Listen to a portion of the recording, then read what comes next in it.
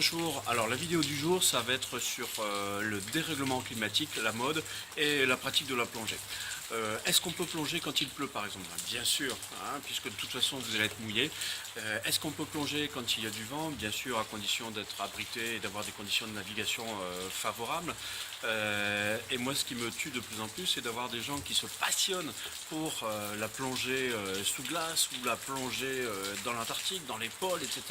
Faire des super expéditions qui deviennent à la mode et qui hésitent à plonger parce qu'il fait un peu frais ici à Marseille. Je rappelle qu'on a des températures d'eau qui sont minimum en hiver 12 degrés, qui montent à un peu plus de 20 l'été, mais qui ne sont pas celles des eaux tropicales.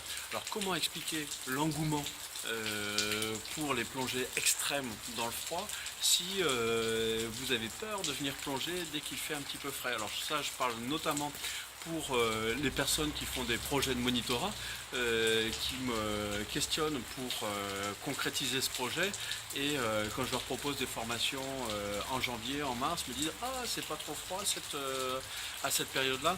Eh bien, si vous voulez être moniteur de plongée, hein, il va de soi que vous devez vous adapter à toutes circonstances. Hein. Bon, personnellement, moi j'ai appris dans les carrières belges, hein, ces sortes de lacs en eau douce où l'eau avoisine les 2 et 4 degrés. Eh bien, on s'adapte avec du matériel adapté, surtout en apprenant à conserver la chaleur avant la plongée et après la plongée.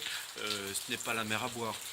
Est-ce qu'on va dédaigner plonger à Marseille parce qu'elle est un petit peu fraîche alors qu'il y a des choses merveilleuses à voir, hein? Donc ça c'est quelque chose que j'apprécie particulièrement, hein, des plongeurs qui n'ont plongé qu'en mer exotique, chaude, quasiment qu'avec des petits shorties, qui viennent ici, qui découvrent la plongée avec des combinaisons épaisses, avec une sensation de froid au départ puisque l'eau rentre dans la combinaison et qui finalement s'y adapte très bien.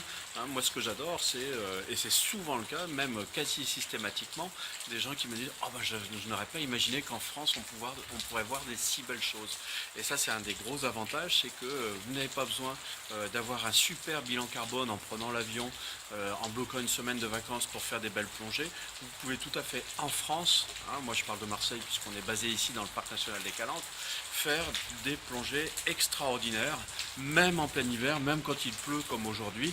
Hein, il suffit juste d'avoir les bons réflexes pour l'équipement, et puis que ce soit pour l'équipement de plongée ou l'équipement pré-plongée et post-plongée. Donc la plongée en France, c'est très bien, ça se pratique toute l'année. Et je vous invite à rêver à des plongées à Marseille en hiver, plutôt que forcément viser, rejoindre la mode des plongées sous glace ou des plongées dans l'arc polaire. Mais comment expliquer que vous ayez envie de faire ça si vous n'avez même pas envie de supporter une eau à 12 ou 14 degrés ici dans le parc des Calanques? Voilà, si vous avez aimé cette vidéo, cliquez sur j'aime. Si vous n'avez pas aimé, cliquez sur j'aime pas.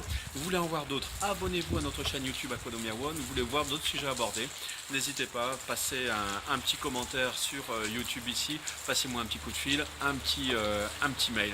À très bientôt.